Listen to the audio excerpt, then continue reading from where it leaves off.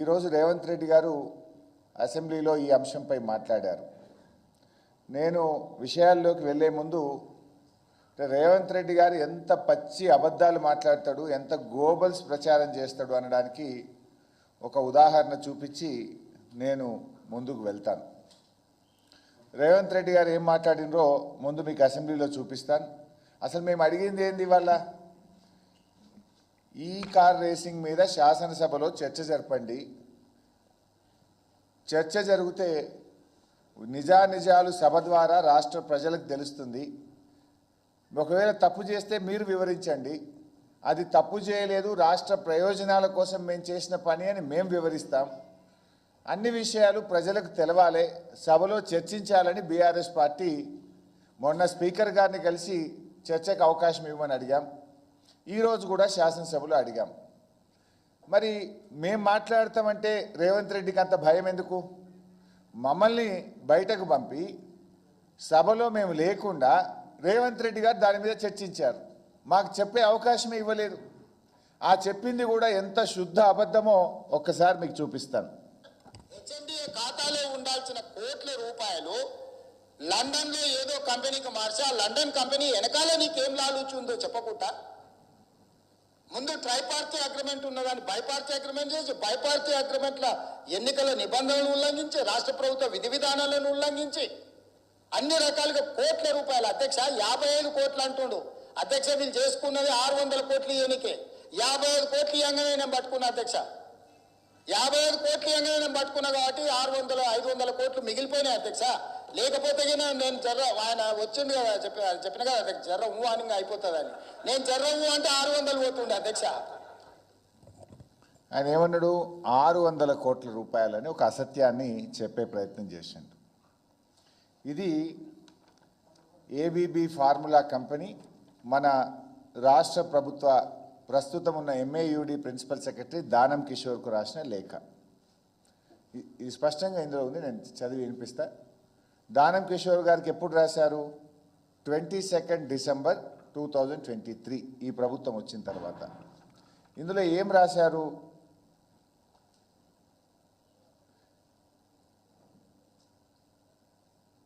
Is in material breach of our agreement due to failure to pay a significant amount of the fees, third installment 50% of the fees, 45 lakh ponds, 45 లక్షల రూపాయల Pond's మీరు మిగతా 50% చెల్లించకపోవడం వల్ల మేము ఈ agreement రద్దు చేసుకుంటున్నాము అని మన రాష్ట్ర ప్రభుత్వానికి వాళ్ళు రాసిన లేఖ.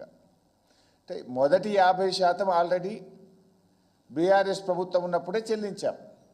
మిగతా 50% 45 లక్షల పాండ్స్ మీరు చెల్లించకపోవడం వల్ల ఈ అగ్రిమెంట్ రద్దు చేసుకుంటున్నాము అన్నారు. 45 లక్షల పాండ్స్ అంటే ఎంత పైసా? ఇవాళ పాండ్ వాల్యూ దాదాపు 106 రూపాయలు ఉంది. 45 లక్షల పాండ్స్ అంటే I think it will be around 47 crores. 47 కోట్లు ముందు కట్టింది. 47 కోట్లు, 8 కోట్లేమో ట్యాక్స్, అది ఇన్కమ్ ట్యాక్స్. అదేంది? ఇప్పుడు ఒకవేళ అగ్రిమెంట్ క్యాన్సిల్ అయింది కనుక ఆ 8 lakhs ఆటోమేటిక్ రిటర్న్ వస్తుంది. రెండవసారి కట్టాల్సింది ఎంత? మరో 47 కోట్లు. ఇది నేను చెప్తున్నది కాదు. ఈ అగ్రిమెంట్ మేము క్యాన్సిల్ చేసుకుంటున్నాము, మీరు కట్టాల్సిన 45 లక్షల పాయింట్స్ మీరు సకాలంలో కట్టనందుకు ఇది రద్దు చేసుకుంటున్నాము అని సంస్థ మన రాష్ట్ర ప్రభుత్వానికి రాసిన లేఖ. అంటే ఎంత? It is only 47 lakhs, 47 crores. But Revanth Reddy గారు ఏమంటున్నారు? 600 కోట్ల రూపాయల నష్టం జరిగేది అన్నాడు. పాపం రేవంత్ రెడ్డి 600 కోట్ల నష్టం కాదు, 600 కోట్ల లాభం జరిగేది రాష్ట్రానికి. గంతే, నష్టమని చెప్పిండు, లాభం జరిగేది. రేవంత్ రెడ్డి తుగ్లక్ నిర్ణయాల వల్ల, రేవంత్ రెడ్డి చేసిన పిచ్చి పనుల వల్ల ఈ రాష్ట్రానికి 600 కోట్ల రూపాయల నష్టం జరిగింది. ఇది నేను చెప్తున్న మాట కాదు.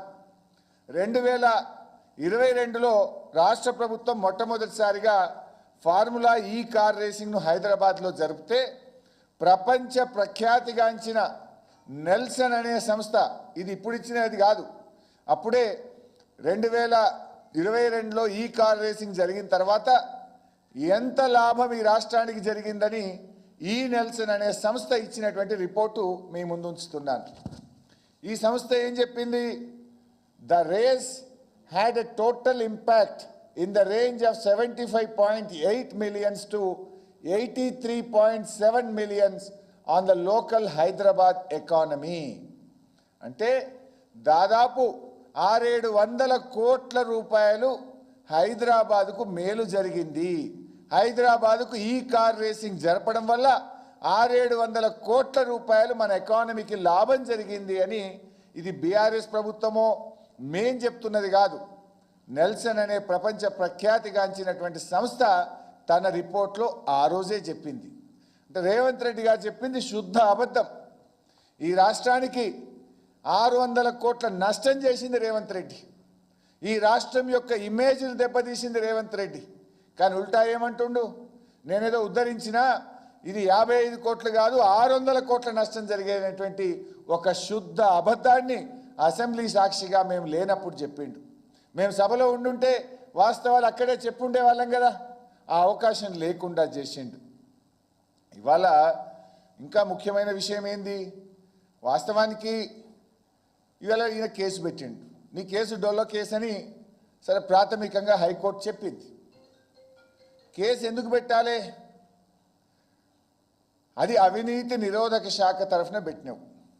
అవినీతి జరిగితే